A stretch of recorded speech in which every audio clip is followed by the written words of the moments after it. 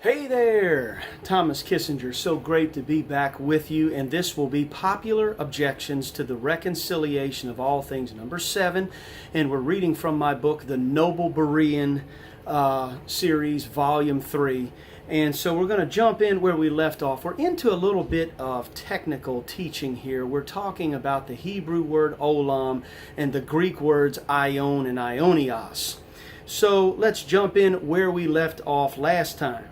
Here is how Hebrews 1:2 reads in Rotherham's Emphasized Bible, which states, "At the end of these days he has spoken unto us in his Son, whom he has appointed heir of all things, through whom also he has made the ages." Now King James will put he made the worlds, but it really should have stated he made the ages.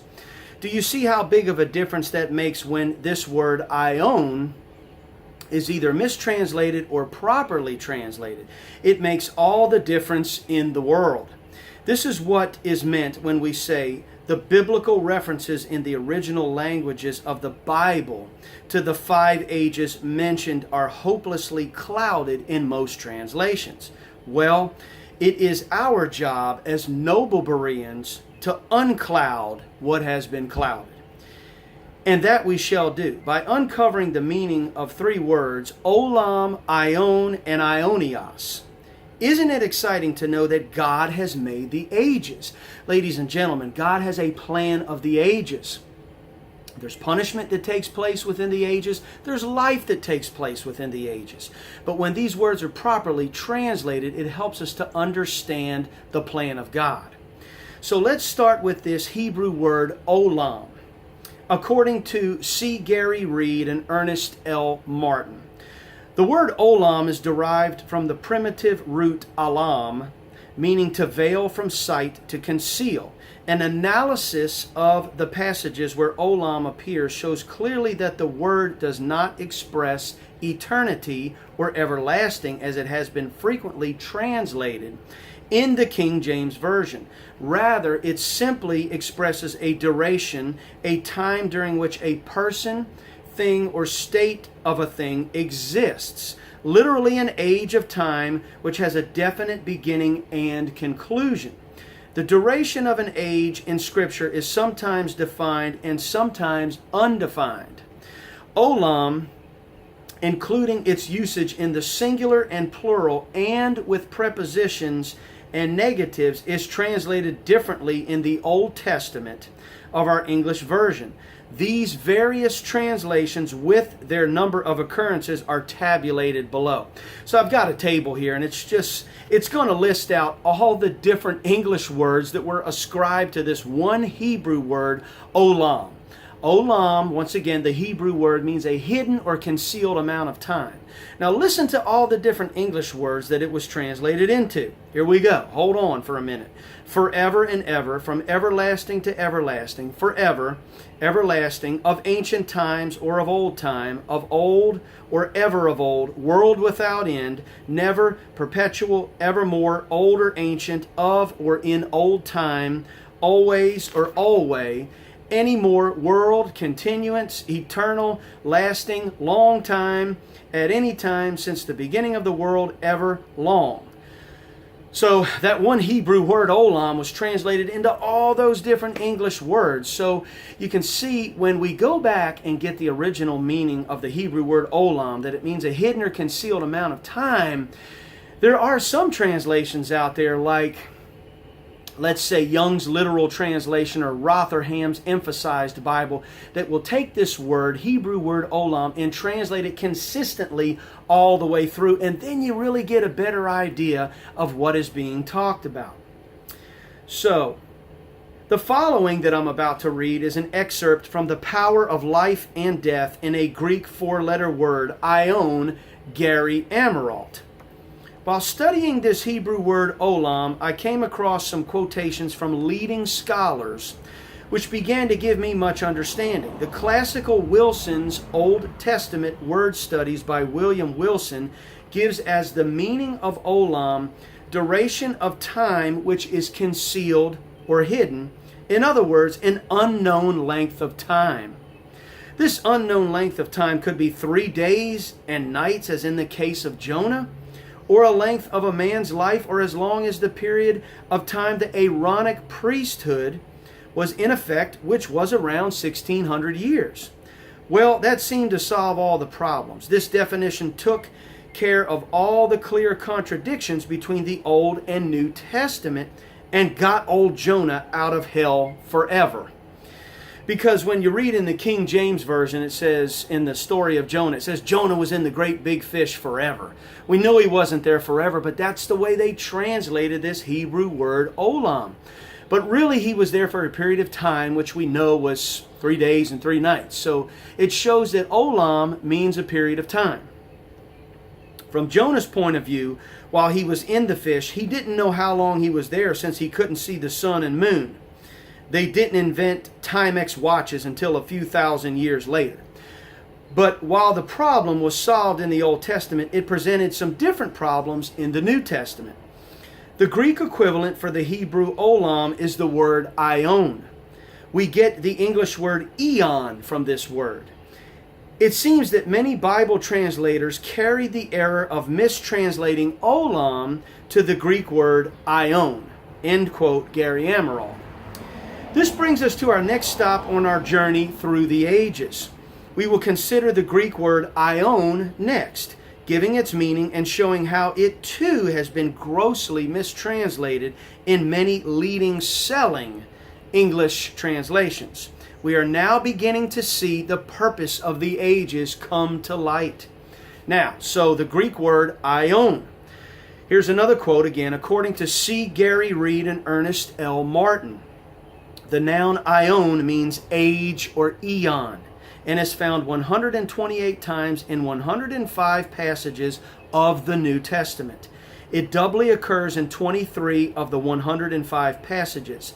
In its simple form, noun only, it is found 37 times and with prepositions 68. Aion is translated as follows in the Authorized Version. So this Greek word aion that really means an age or an eon, once again, or a period of time, it has been translated into all these English words here. Age, course, world, ever, never, evermore, and eternal. Here are 7 different renderings of the word aion as it appears in the form of a noun. On the surface, it seems that the translators were confused as to the right meaning of this important word. The word world in the English language is used to describe the present arrangement of human life and activity, but it certainly indicates a terminable period.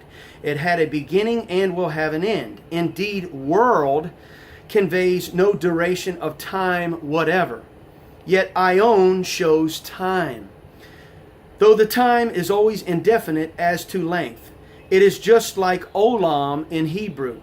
The usual words in English which best approximate the original meaning of aion are age and eon.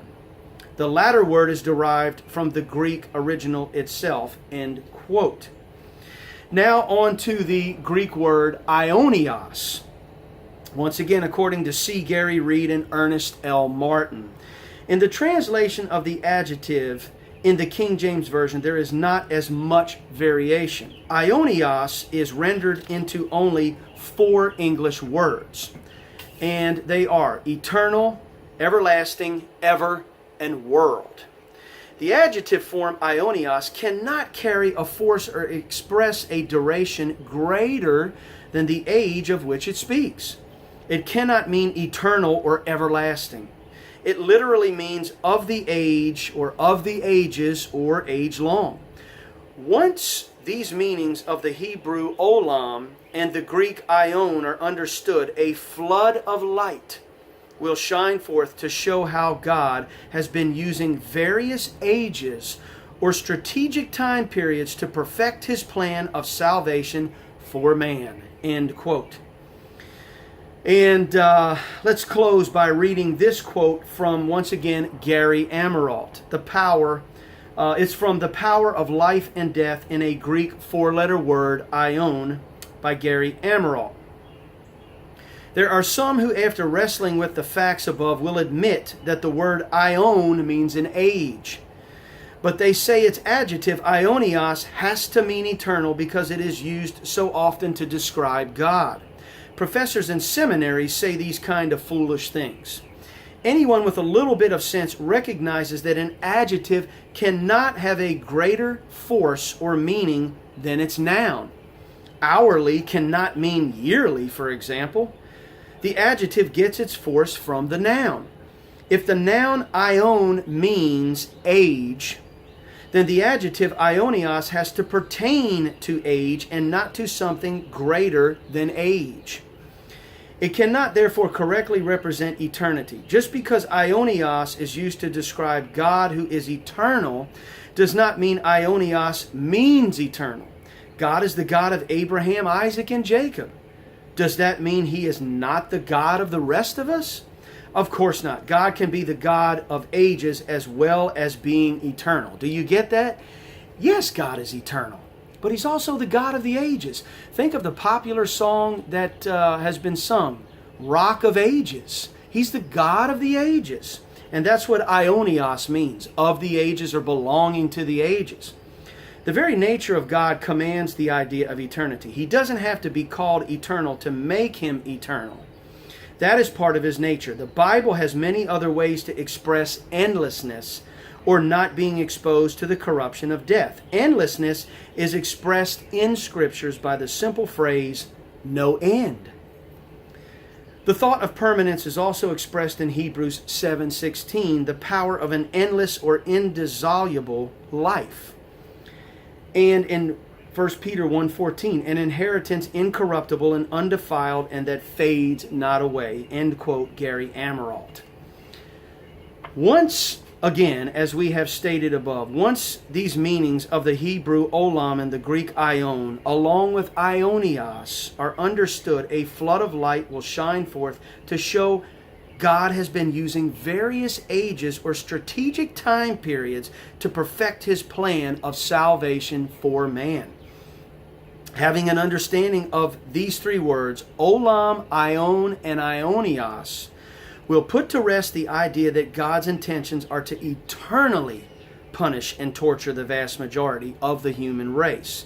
This study will also clear up the false idea that God's wrath, vengeance, destruction, judgment, and punishment is everlasting, eternal, forever, even forever and ever. Ladies and gentlemen of the jury, the information we have presented is undeniable and is in favor of the fact that God's dealings with man, including wrath, vengeance, destruction, judgment, and punishment, are of a limited duration of the ages. There is no way to deny the material that has been presented here unless the reader chooses to leave the realm of scholarly study and common sense. To be in denial of these facts is to be in denial of the purpose and plan of God, as well as the character and nature of God, which is love and correction, and ends in restoration and reconciliation. So I know, ladies and gentlemen, that's some technical information there. You need to just familiarize yourself at least a little bit with the technicality of it. Because obviously when we read these English translations and versions of the Bible, it wasn't written in English and they didn't speak in English then when, these things were spoken. So you need to study to show yourself approved. Study the Hebrew word olam. It means a hidden or concealed amount of time. Study the Greek word aion. It means an age or an eon. Study the Greek word aionios, which means of the ages or belonging to the ages. Why is this important? Because when these words are used along with punishment, versions like the King James Version says eternal punishment or everlasting punishment, but it's not that. It's the punishment of the ages or the punishment within the ages of time. And once again, this punishment is for the purpose of correction. When you see all of this, it's going to help you to understand how that Jesus claimed to be the Savior of the world. Because while he will punish and correct people, it doesn't go on forever. It's Aionios of the ages.